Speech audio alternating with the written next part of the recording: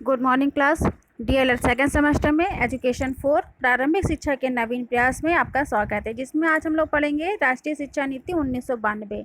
इससे पहले हम लोगों ने पढ़ा था राष्ट्रीय शिक्षा नीति 1986 के विषय में अध्ययन किया था। तो आज हम लोग पढ़ेंगे राष्ट्रीय शिक्षा नीति 1992। ये इसे प्रोग्राम ऑफ एक्शन भी कहा जाता है। ये जो राष्ट्रीय शिक्षा नीति 1992 थी, जो 1986 की राष्ट्रीय शिक्षा नीति की संशोधित नीति इसे कहा जाता है। ठीक है, तो इसका जो बेस को समझें अगर, तो हम सन 1986 में घोषित नवीन राष्ट्रीय शिक्षा नीति शैक्षिक विकास के क्षेत्र में एक अत्यंत ही महत्वपूर्ण कदम इसका माना जाता है। इस शिक्षा नीति में 10+2+3 की राष्ट्रीय संरचना को अपनाने और राष्ट्रीय पाठ्यक्रम को लागू करने, शैक्षिक अवसरों की समानता, नवोदय विद्यालयों की स्थापना आदि पर इसमें विशेष जोर दिया गया था। 1986 की नीति की हम बात कर रहे हैं। इस शिक्षा नीति में यह भी कहा गया था कि प्रत्येक 5 वर्ष के उपरांत विभिन्न संकल्पों की इसमें समीक्षा की जाएगी। तो ये इसी क्रम में 1992 में राष्ट्रीय शिक्षा नीति 1986 की समीक्षा की गई 5 वर्ष बाद, और इसमें कतिपय संशोधन किए गए, जिसे कार्यान्वयन कार्यक्रम 1992 इसको कहा गया। भारतीय सरकार के द्वारा सन 1992 में राष्ट्रीय शिक्षा नीति 1986 के विभिन्न खंडों में जो प्रमुख संशोधन किए गए थे, यहाँ पे हम उसकी चर्चा करेंगे। जिसमें पहला है समग्र साक्षरता अभियान पर अधिक जोर दिया जाएगा, यानी समग्र साक्षरता यानी सभी की शिक्षा अभियान जो चला था उस पर अधिक से अधिक जोर दिए जाने की बात यहाँ पे कही गई थी।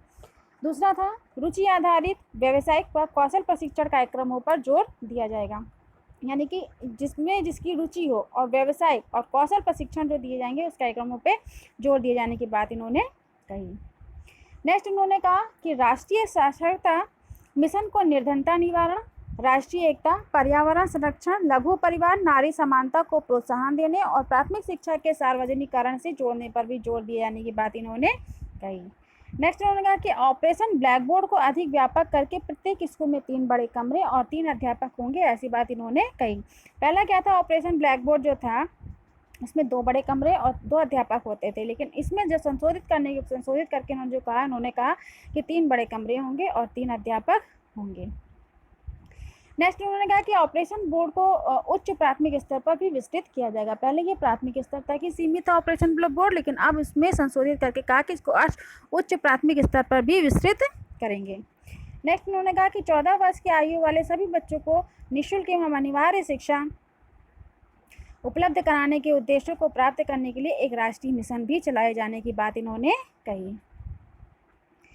नेक्स्ट अगर हम बाद में इसके देखें तो इसमें राष्ट्रीय जो शिक्षा नीति थी ये शिक्षा पर जो व्यय किया जा रहा था इसमें आय का 6%, तो इसमें कहा कि उससे अधिक होने को भी सुनिश्चित किया जाएगा। जो राष्ट्रीय शिक्षा नीति 1992 थी, ये संशोधित कार्यान्वयन कार्यक्रम को कितने खंडों में बांटा गया था? 23 खंडों में बांटा गया था। ये इंपॉर्टेंट क्वेश्चन है, अगर आ जाता है कि संशोधित कार्यान्वयन कार्यक्रम को कितने खंडों में बांटा गया, तो कुल 23 खंडों में इसको विभाजित किया गया था। तो आज के लिए इतना ही हमने पढ़ा प्रोग्राम ऑफ एक्शन 1992, जिसमें आगे इसमें कुछ प्रश्न दिए जा रहे हैं। इन प्रश्नों को आपको करना है, करके भेजना है, और आगे हम नेक्स्ट डे यशपाल समिति का अध्ययन करेंगे। तो आज के लिए धन्यवाद।